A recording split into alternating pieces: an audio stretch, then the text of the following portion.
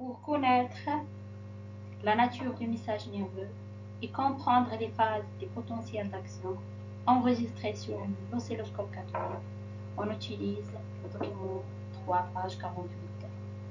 Pour cela, on va écrire petit 3, la nature des messages nerveux. Et on va traiter le document 3.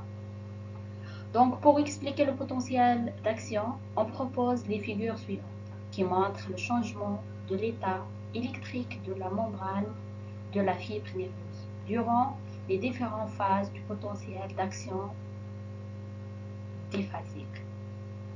Donc, on sait que avant l'application d'une stimulation efficace, la fibre nerveuse est en potentiel de repos, c'est-à-dire l'intérieur est chargé négativement et l'extérieur est chargé négativement.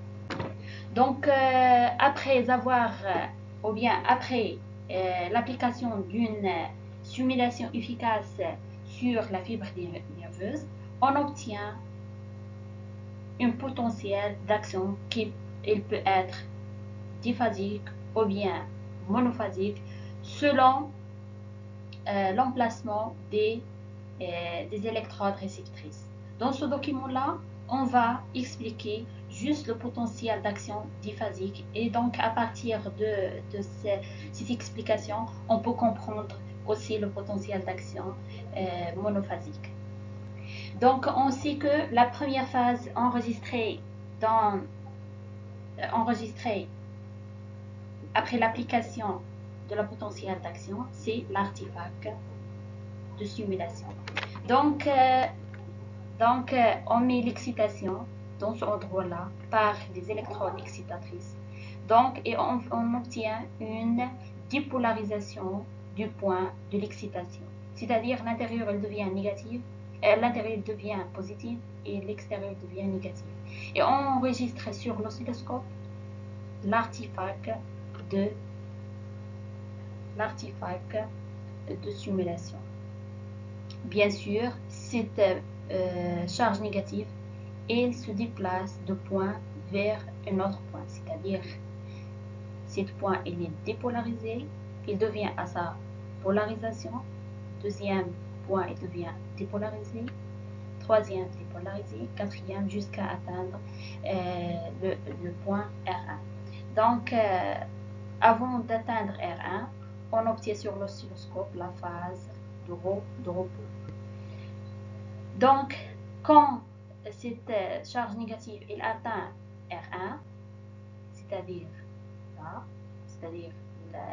la charge négative qui est un influx nerveux, elle atteint l'électrode réceptrice R1, on obtient une dépolarisation de ce point-là, c'est-à-dire l'intérieur elle devient positif et l'extérieur elle devient négatif, c'est-à-dire on a le R1 il devient négatif, c'est-à-dire P1 il devient négatif, bien sûr R2 il est positif, donc P1 il devient positif, et on sait que le spondylumineux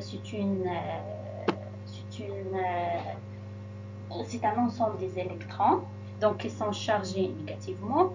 Donc on a la déviation de cette spondylumineux vers la plaque qui est positive. Donc qui est la plaque qui est positive? C'est P1. Et donc on obtient la dépolarisation de R1.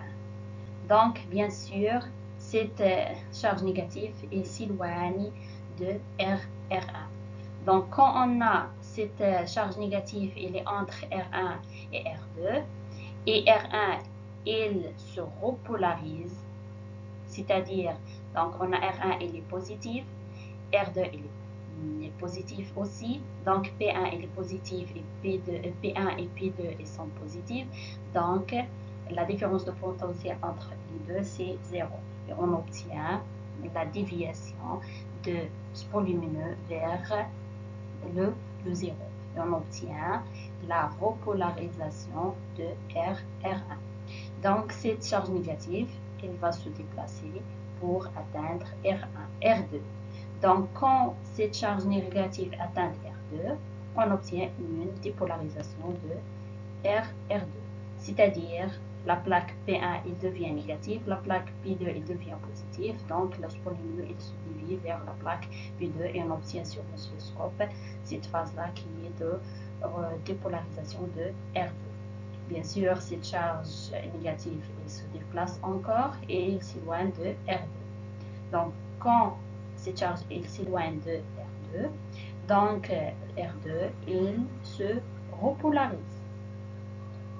Donc, il se repolarise. Donc, R2 il devient positif, R1 positif.